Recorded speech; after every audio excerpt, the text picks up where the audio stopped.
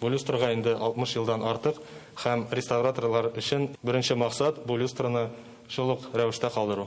Люстраны элешләп салдырып цикләндерәләр, бер бизәге дә үзгәртелми, бары тик электр үткәргечләрен генә алмаштыралар. Менә бу атлы беткән архитектур накышларының һәр бизәген аерым-аерым ясыйлар. Күргәнебезчә, мәдәният йортының совет чорындагы изен саклап калганнар. Әлеге бизәкләр, яктырткычлар барысы да шулык. Ә менә сәхнәгә килгәндә бирдә барлык җиһазлар да заманча. Шулай ук оркестр чыкыры һәм сәхнәнең әйләнә торган элементын да саклап калганнар. Бу Дәрвишләр бистәсендәге бердән-бер мәдәният сарае. Монда балалар һәм өлкәннәр өчен дә чаралар уздырылачак. Тавыш яздыру студиясе, музей, кафе, түгәрәкләр оештырган ниятләр. Биредә хәтта кино да карап булачак.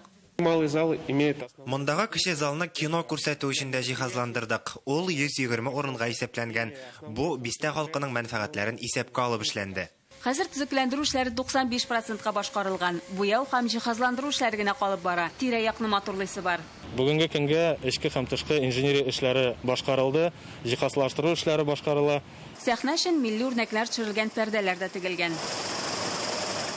Мәдәният сарае 1959 елда ачыла. Ул ТАССРның халык комиссарлары советының беренче рәисе Сахиб Гәрәй Сәйит Галиев исемен йөртә. 60 елдан артык тарихы булган бу мәдәният учагы быел яңартылып ТАССРның 100 еллыгына ачылачак. Әлеге истәлекле вакыйга уңаеннан бинага парк ягыннан махсус логотип та урнаштырырга җыеналар. Чулпан Касымова, Александр Лобанов.